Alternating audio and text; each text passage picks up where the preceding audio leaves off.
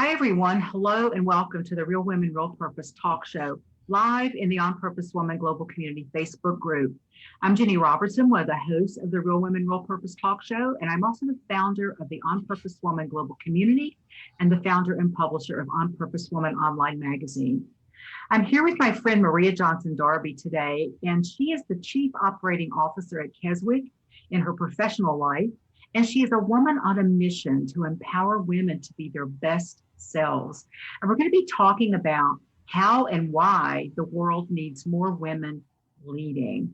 I'm so excited to talk with you about this, Maria, but before we get started on that, I want to tell our viewers more about your impressive bio here. And you left so many things off that you could have put in here, you know. Maria Darby is a passionate strategic leader engaged in issues, efforts, and actions that make our community a healthier place to live, work, and play. Professionally, Maria is Keswick's COO, responsible for operations, including the Wise and Well Center for Healthy Living. Born and raised in Baltimore, Maria is active on several local boards and is currently the president of the Maryland Women's Heritage Center. Maria is married and recently adopted a rescue dog named Rooney, who now runs the house.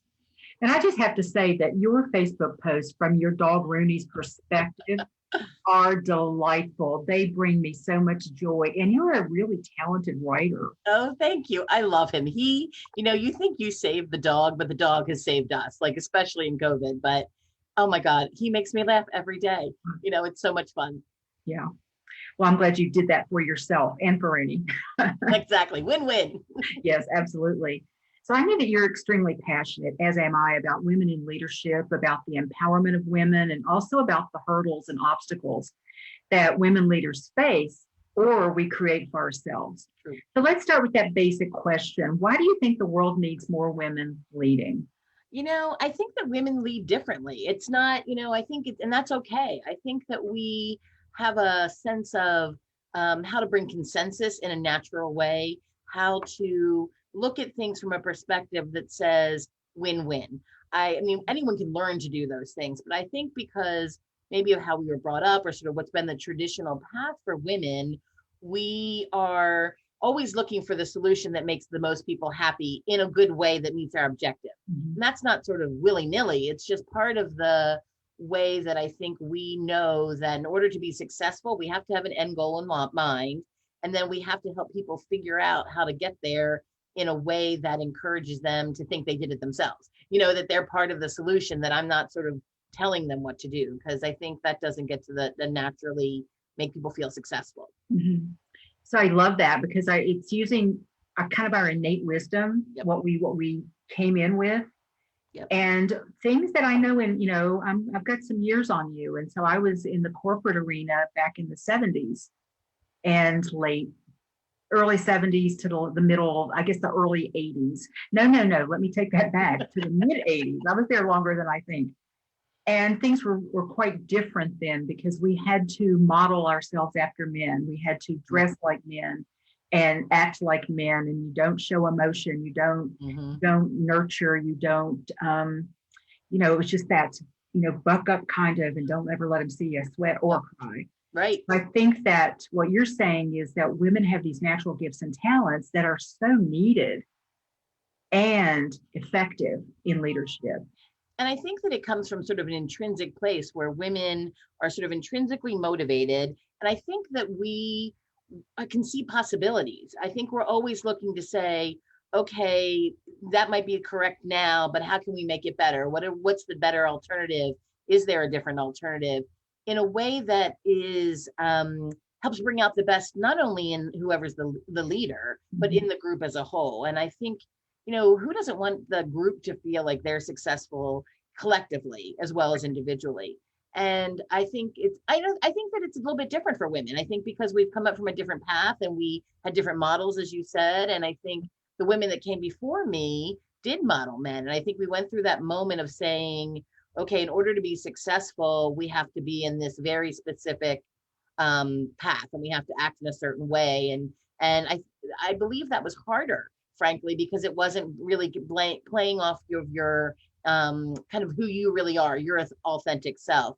And this ability to say, okay, well, you and I might think differently, but how do we capitalize on our differences in order to come to the best resolution, to come to the best solution, to have the best outcome, the most productive, quarter, whatever it is that you're trying to do.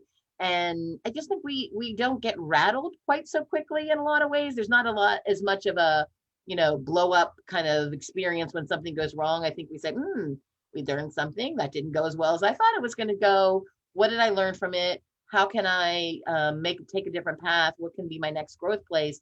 And we look at our teams and say that about each other as well.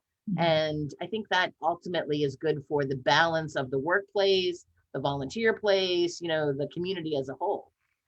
Oh, I agree with you. And I remember it's probably been 15 to 20 years ago that some of the first books were coming out about women in leadership.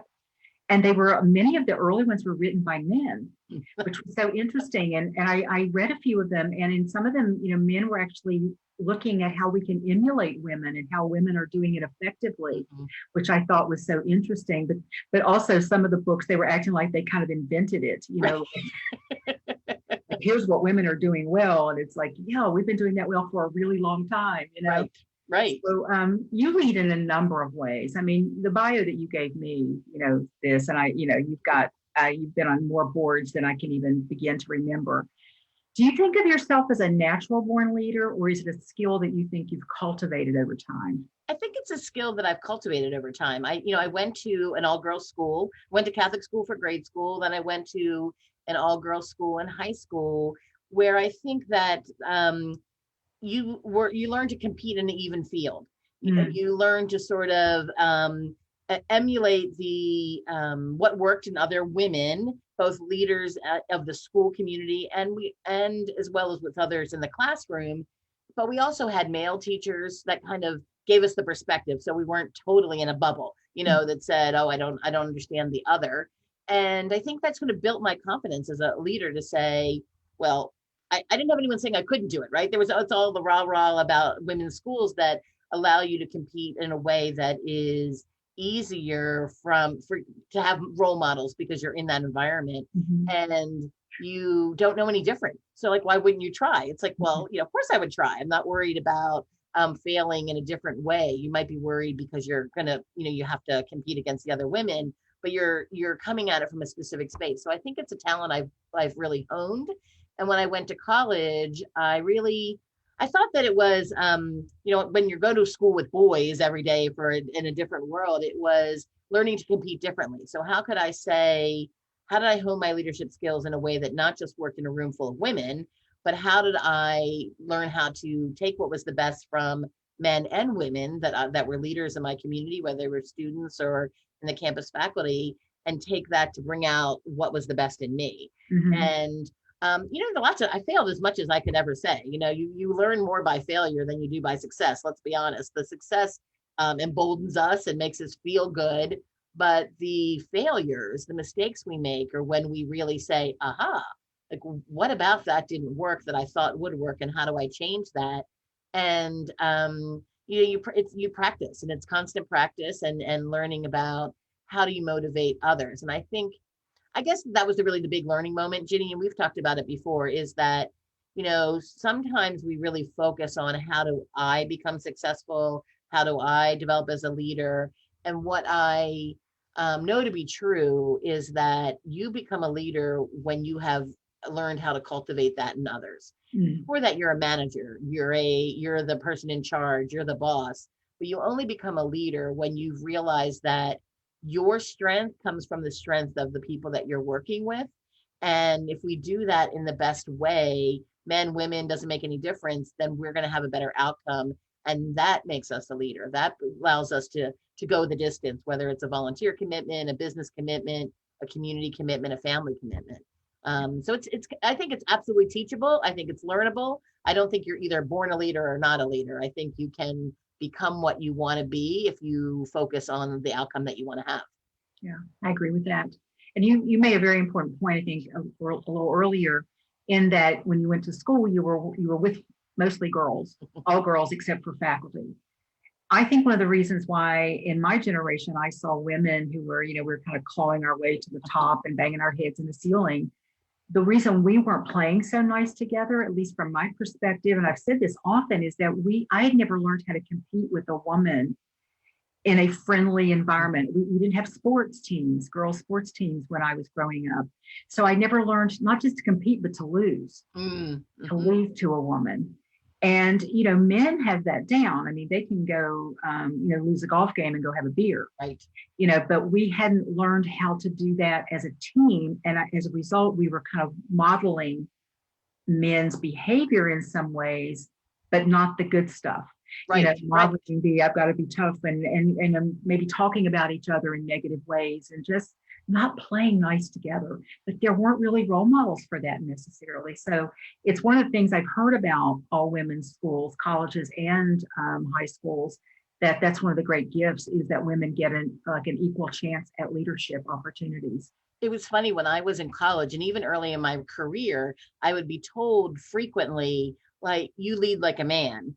And I didn't really know what that meant. I was like, okay, is that a good thing? I'm not sure what that means.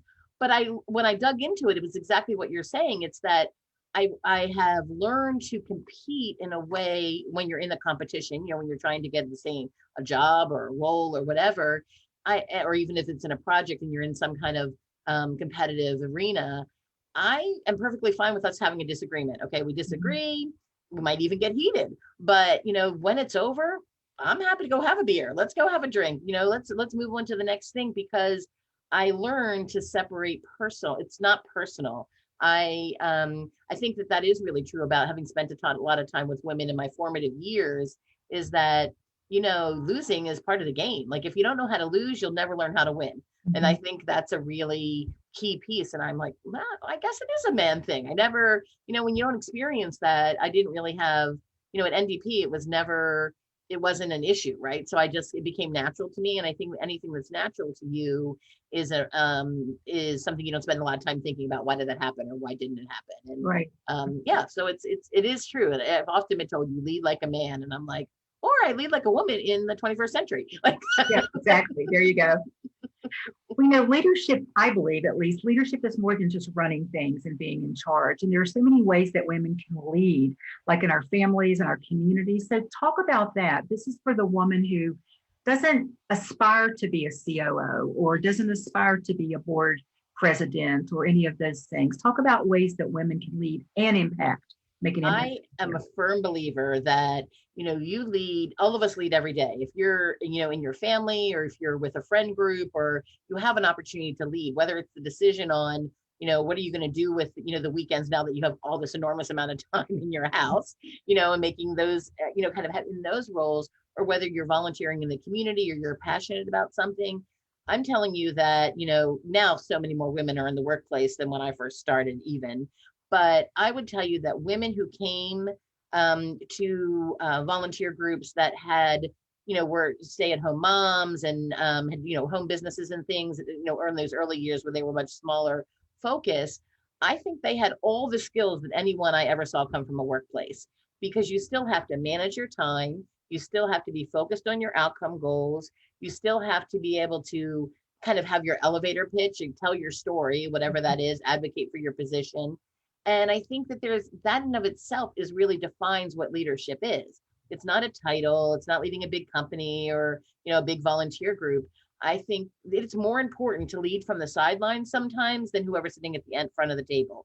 I have often experienced, both in my work life and in volunteer life, that the person who's on the, kind of closer to the experience, whether that's in a volunteer experience or whatever, who doesn't have the defined role, is often the voice of reason, is often the person who's connecting the dots between the things that people are saying. And that is often women, because we listen a lot to what's going on and we read people behaviors and facial expressions maybe more naturally. And because we don't always feel like we have to have the floor, we can spend as much time listening as we do, less time talking, more time listening. Mm-hmm. And then that allows us to kind of lead from within. So I think it doesn't have to be something front and center. I think it's really about earning your voice, finding voice for yourself and whatever you're passionate about. Mm-hmm. And that in of itself allows you to affect change, and leaders affect change in my mind. Leaders affect change, no matter where that change goes. Correct. And I think that's something that I really want to impress on anyone who's watching, because I've heard women say so awful, I'm not really a leader. Mm-hmm. I'm more of a support person. Mm-hmm. Well, my God, what will we do without support people? Absolutely. In their own way, they're leading. They're supporting us in a way that we get to then go do what our gifts are. Mm-hmm. But they're leading the charge in all those other places that we don't have a clue what to do. That's true. So That's bless true. them. But I guess what I want more than anything is for women to have a different conversation about who they are to themselves. That's true. I think that I think that you can't undervalue whatever you bring to the table. I think that it's complicated because what we are is so naturally part of us that we don't see it as a gift. We don't sort of define that and say, oh, my ability to listen, my ability to synthesize data, my ability to gain consensus, my ability to speak publicly, my ability to create an environment of comfort is necessarily a specific trait. We sort of see it as who we are. And all of those things are really what allows us to be successful, whatever the definition of that is. Mm-hmm. And I think women have to learn how to be comfortable saying that, what I define as success, what my leadership style is, or what my personality is no better, worse, or different. It's no better or worse. It's just different than yours. And collectively, we're so much stronger. You probably hired people that are all, or been on a committee where everyone's kind of the same. You're friends, you hang out, you sort of have a natural tendency to be together. And sometimes that's not always as successful as when you're in a mixed group where people think very differently than you, or different ages, or come from different parts of the community, or have different experiences, because that's what drives hard conversations. That's what drives us to push past the mediocrity and to be able to see what's possible. And I think that I believe that that's what motivates us and allows us to say, okay, well, this experience we're having right now, what we're trying to solve, is best, best discussed, best viewed if we look at it from every perspective and every kind of gift or talent that people bring to the table, and then ultimately hone that, right? Keep honing it and keep saying, that's a great idea, Ginny. Okay, what do you think, Sally? How about you, Mary? And then kind of bringing all that together to say, that's a stronger solution than it would have been if any one of us just thought about it. Or if everyone that was like me had that conversation, we would probably come to one solid, probably quick answer, but maybe not the best answer. Yeah, I agree with that. Let's talk about the obstacles that women have faced, because, I mentioned I was out there in the corporate arena making my way in the 70s and the 80s. Things have changed. I hope they've changed a lot. I still hear from some younger women that some things have remained the same. But some of the obstacles hopefully are different now than they were then. But not only were there obstacles that I observed, like in the corporate world, I observed them in organizations. For example, I was a member of a women's organization back in the 80s that had women very clearly in their name, and they put men in positions of leadership. And I just didn't understand that. I thought, if you're going to do that, why don't you just call it, this? And it wasn't that I was against men showing up there. It was just, do you have a woman that could do that? Mm-hmm. I think you probably do. And they were usually things like, oh, board president, right. And this was a women's business organization, so where women were coming together, and that just always kind of bothered me a bit. But what do you see out there now? I know you run your organization, but you are in touch with a whole lot of women who are in that arena. So what do you hear from them about the obstacles that are out there? I think that, women can be some of our own worst enemies sometimes. We, and I'm putting myself in this category, I find it far easier still to this day. I'm being completely honest out there. This is me. I still find it easier to advocate for my team, to advocate for increased salaries, more responsibility, different projects than I do for myself. Mm-hmm. I think part of that is a little bit about saying, not that I don't think I deserve it, I just am not as comfortable always owning the success, in the way that's been defined, and being able to, and I look for what I don't have. There's I'm sure you've heard it there, the the statistic that says if there's a job and a man is reading the job description and they fill even 40% of it, they're like, I'm in. I am happy to apply for that. A woman, if there's even 5% that she doesn't believe that she has, she can do 9 out of the 10 things, or 95% of it, then she'll be like, oh, I'm not qualified. I don't have all the skills. And I think, unfortunately, that's still a little bit true today. What I'm working on it. Every day you have to sort of figure out, how do you claim your success in a way that feels right to me, that still doesn't feel boastful or weird or, cocky, because I truly believe that I'm successful whenever I am is because of the team that surrounds me and gives me that, their perspective and support to do that.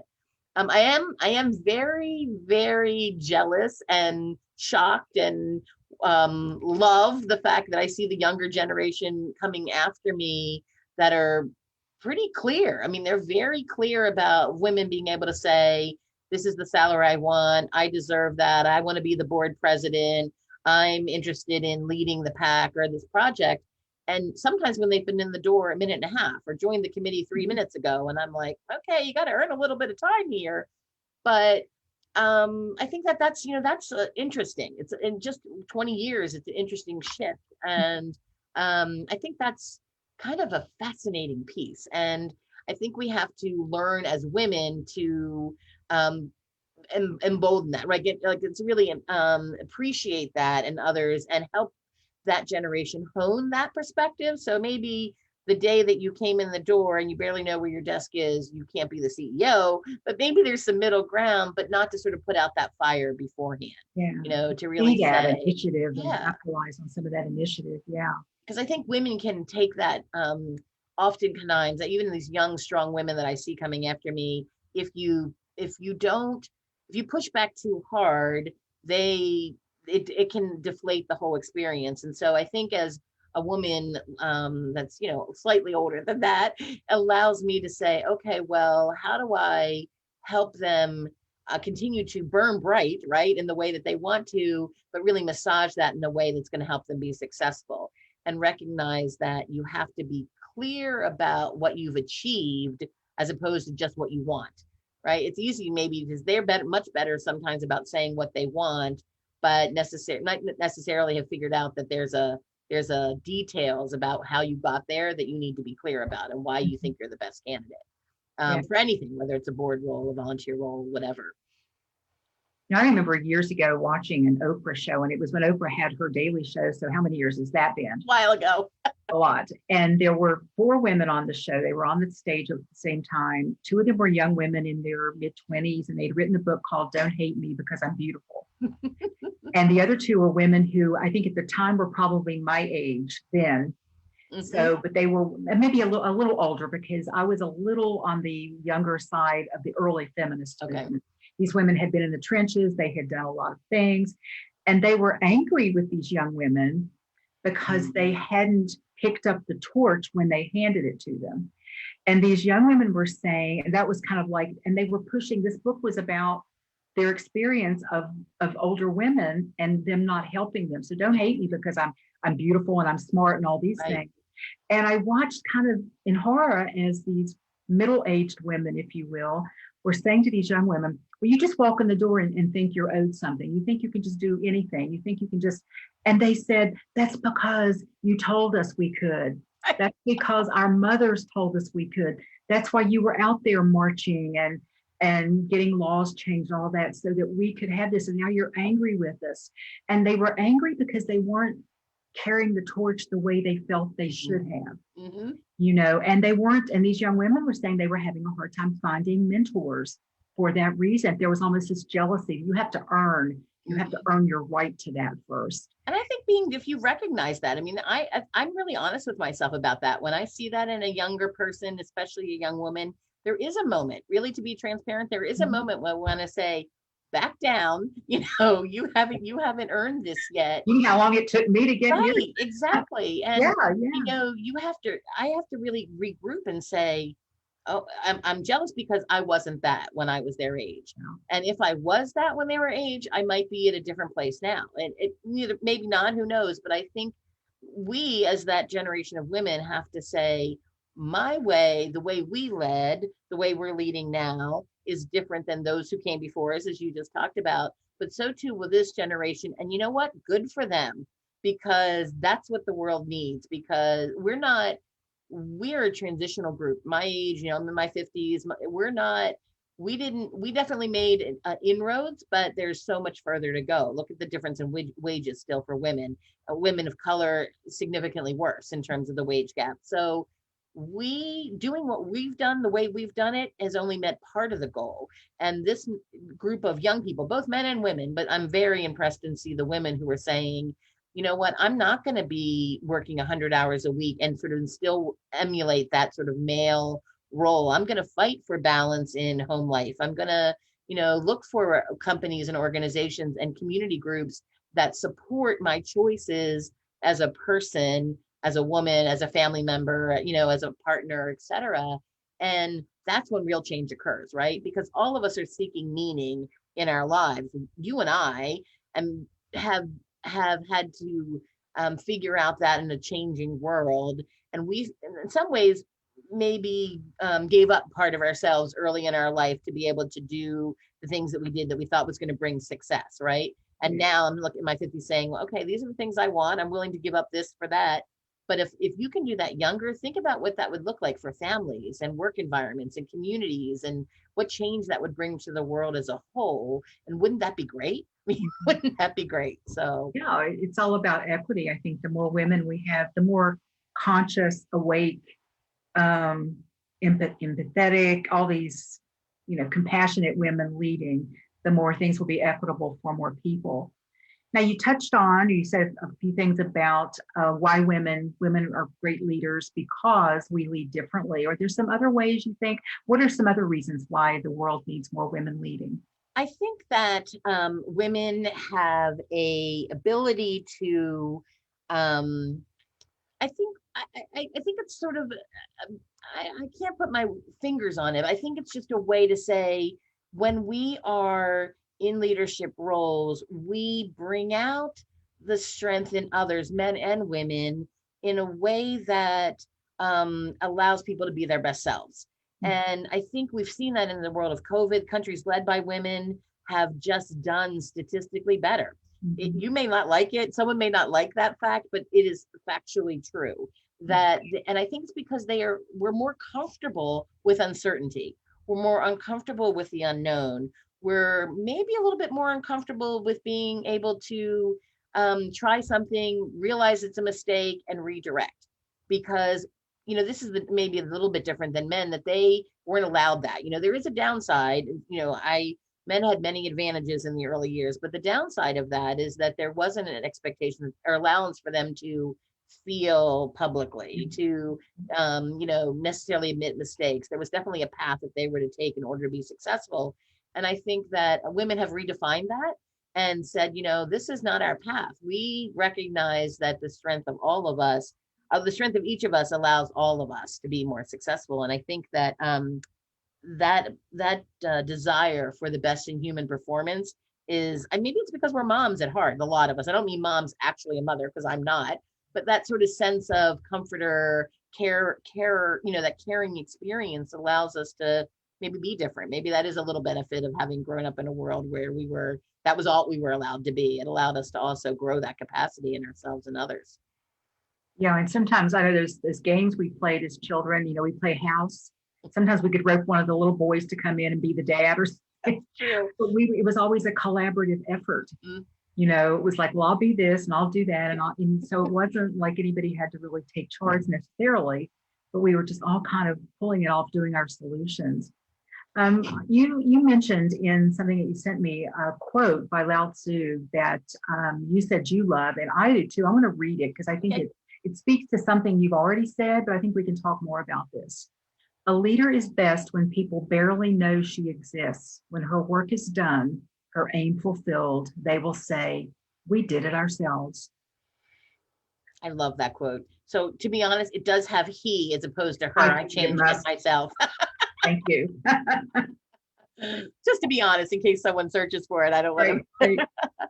I think that quote was shared with me many, many years ago from, funny enough, a male leader that I worked at Cornell a million years ago in and dining and special events. And the man who was my manager, Franklin Henry, had kind of grown up in the system. So he, started, as a frontline worker, and then he was a manager over many years. And he said to me that it's really critical when you are trying to get people to do something, that in the end they aren't saying, "Oh, great job, Maria did it all, she led us to success," because there is no empowerment that way, and it's also not replicable.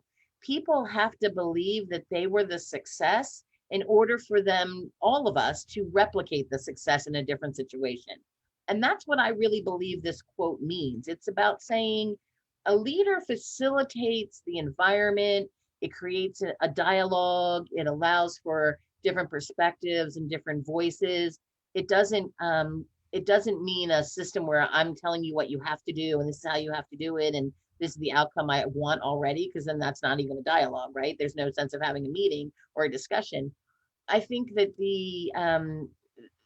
that creating that the sense of people being able to do it themselves means they'll do it themselves in another environment. They'll do it themselves the next time around, the next project, the next community, when they go on to the next job, the next, family dispute, the next solution that they need to make when they're trying to solve a community need. And I think I can't even believe how powerful that is to think about, really. If you think that I've often thought about the there's I did fundraising before this world I'm in now, and one of the really great sort of stories is about when Harvard has a bajillion-dollar foundation now, but when it started to kind of grow that many moons ago, the president of the university was the front person, right? He's leading the university, and he's getting all the credit for the work that happened. But the fund guy, the guy and the woman, I think it was a team, a male and a female, that were part of the investment and development strategies that actually made that happen, right? And so I always think of them as the leaders, because then all the donors and all the faculty and all of the students and their families believe that they were the success that allows Harvard to have the resources to share with others now and to bring students from all different kinds of places of the world to do that. And it stuck with me, right? Because those leaders, the people who really did the hard work, and the Harvard president was really great about sharing that, but the work happened, the leadership happened behind the scenes.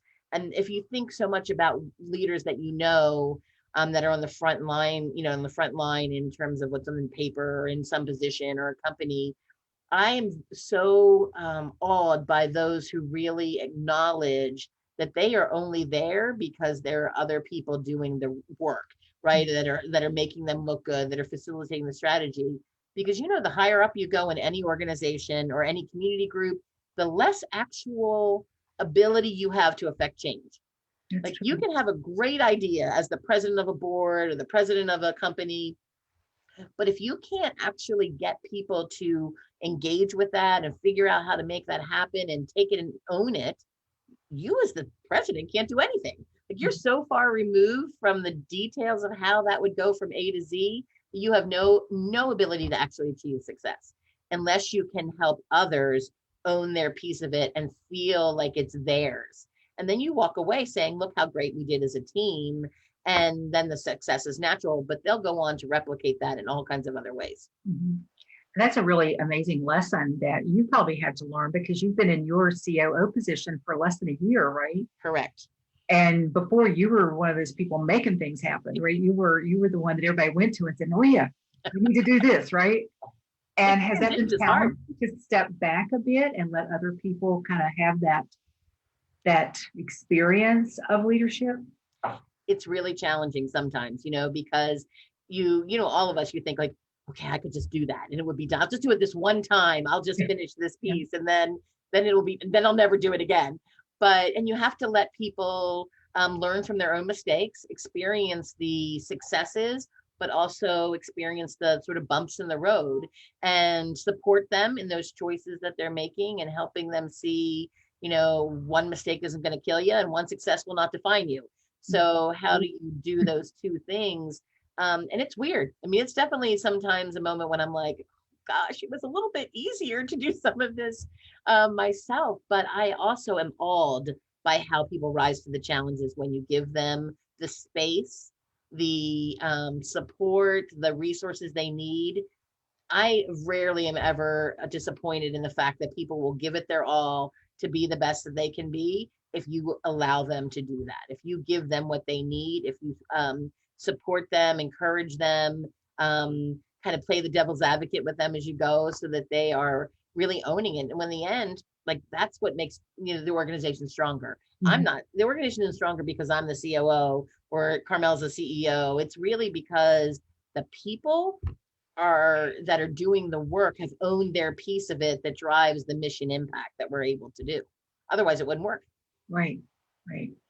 I had a couple of two, especially really powerful male mentors in my successful corporate career.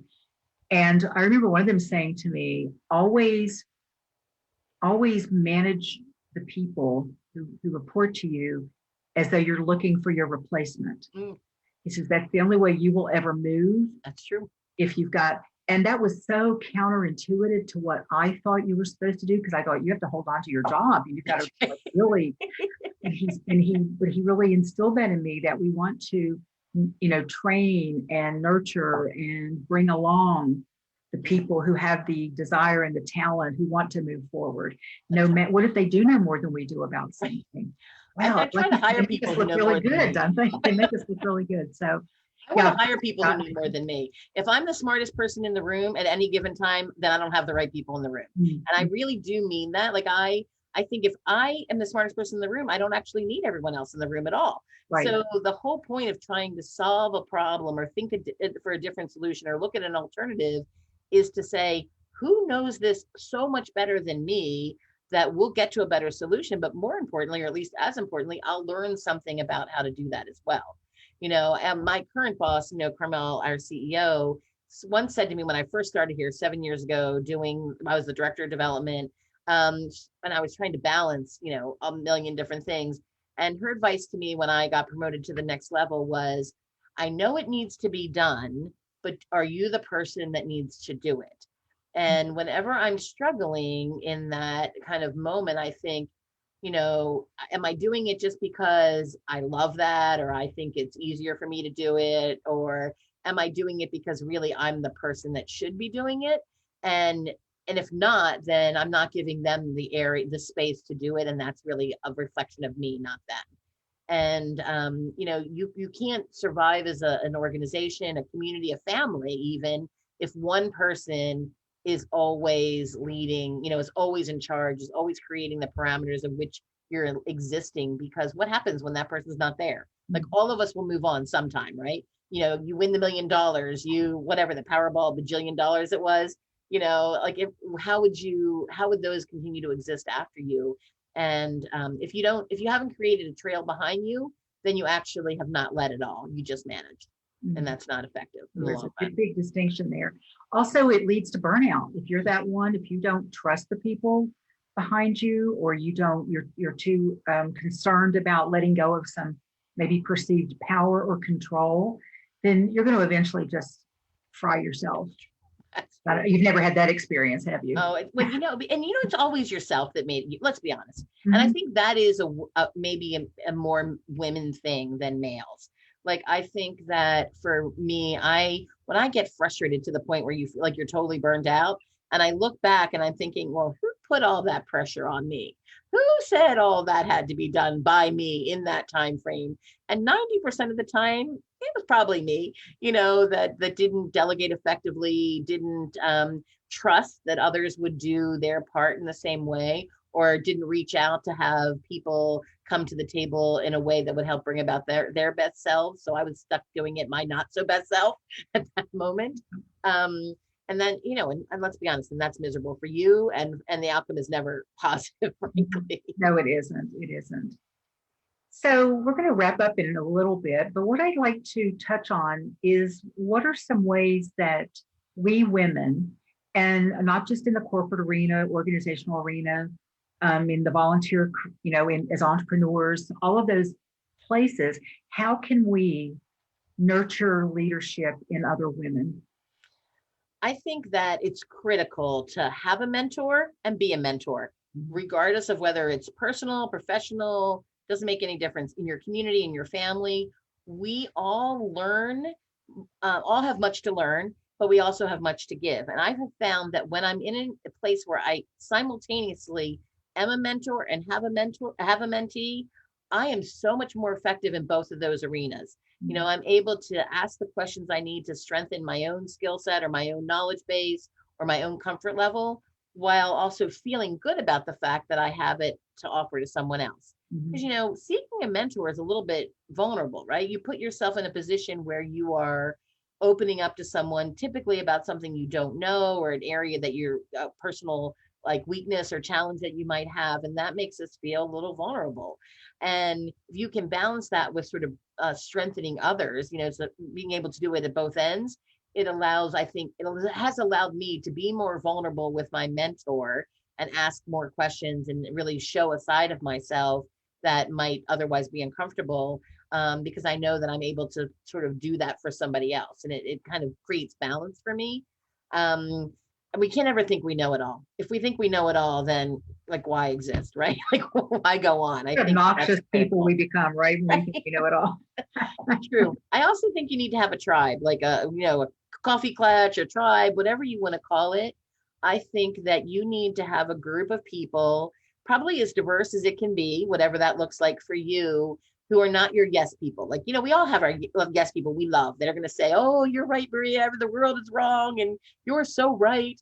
But if we really want to grow, like there's a group of women that I have that support me in my successes.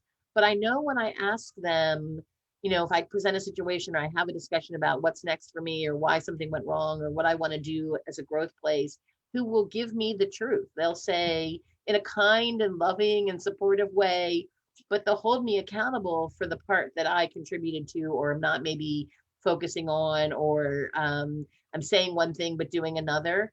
And you have to have that. I think, you have to have it if you are, a mom staying at home with kids, or you're retired, or you're starting your own business, I just think it helps us have perspective that those in our family might not always be able to do for us. Sometimes, depending on, but sometimes I really don't want to hear that from my husband. Like, that's probably not like always the best, so, but I can hear it differently from some others sometimes. And I feel like for me, the tribe of women, and I've had different people in the tribe, as you grow and change and looking for different kind of experiences in your life. But there's some women that are so different than me. Friends of mine say, how do you know each other? Like, why do you spend time together? You seem so entirely opposite on the surface, but I find that's good for me. I can get too comfortable in the status quo. Like, I get to be sort of a little mushy, I start to maybe feel too full of myself, or not really challenge myself to look at the next direction, because it's comfortable. And, comfortable is great, but it doesn't necessarily create growth, from a personal perspective. Yeah, very true. I want you to talk about the Wise and Well Center for a little bit. But first, if you had to encapsulate everything that you've said or thought or felt ever in your life about women in leadership, how would you distill that into, 2 minutes? I think being your authentic self, and there can be an authentic work self and there can be an authentic real self, your personal self. But I think really embracing that.